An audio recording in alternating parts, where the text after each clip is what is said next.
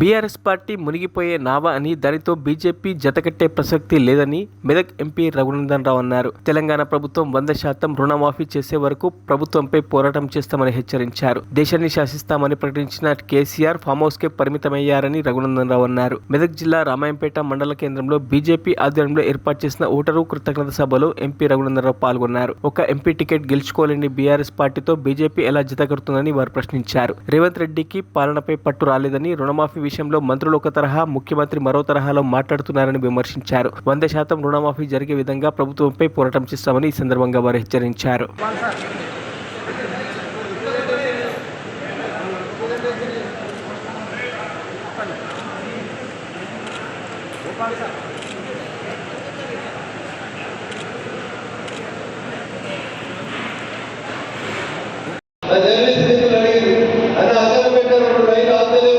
Corona కంటే ముందు ఆగినాయి ఈ ప్రభుత్వం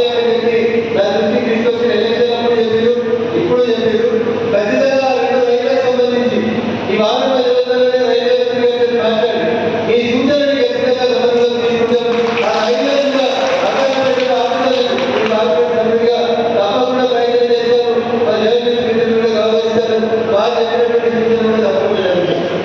రామాయణ పక్కన ఊరు పేరు కానీ ఒక తమ్ముడు సోషల్ మీడియా యాక్టివ్ ఉంటాడు.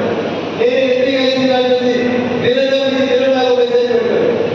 అన్న ఎన్నోకి చంద్రబాబు నాయుడు ఉన్నప్పుడు మా రామాయణపేటలో బస్సు డిపో శంకుస్థాపన చేసిరన్నా, ఇయ్యాలన్నా రామాయణపేటకి బస్సు డిపో వస్తలేదన్నా, పెద్ద పెద్ద మాటలు మాట్లాడే వాళ్ళు ఉన్నారు. మా రామాయణపేట ప్రజలు మా బస్సు డిపో వస్తలేదు అన్నారు. ఇలాగ విజయ్ నాకు మంచి మాట చెప్పలేదు. రఘునందరావు గురించి అనుకున్నారు.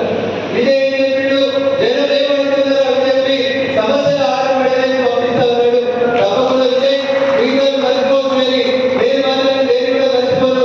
ఖచ్చితంగా రామాయణపేటకి ఏమేమి న్యాయం రావాలన్నింటినీ ఖచ్చితంగా గుర్తుంచుకుంటారు. ఎవరు గుర్తు చేసినా గుర్తు చేయకుండా ఫేజ్ వైజ్ ప్రతి సమస్యని నేనే అడ్రస్ చేస్తానని చెప్పి సందర్భంగా తెలియజేస్తాను. నేను దుబాక్ ఎమ్మెల్యే ఉన్నప్పుడు ఇక్కడ ఉన్న వర్తక వ్యాపార సోదరులతో వచ్చి మాకు ఊరవతలకే బైపాస్ ఉంది సార్, ఊరకే కావాలని. మరిన్ని అప్డేట్స్ కోసం మా ఛానల్ని సబ్స్క్రైబ్ చేయండి.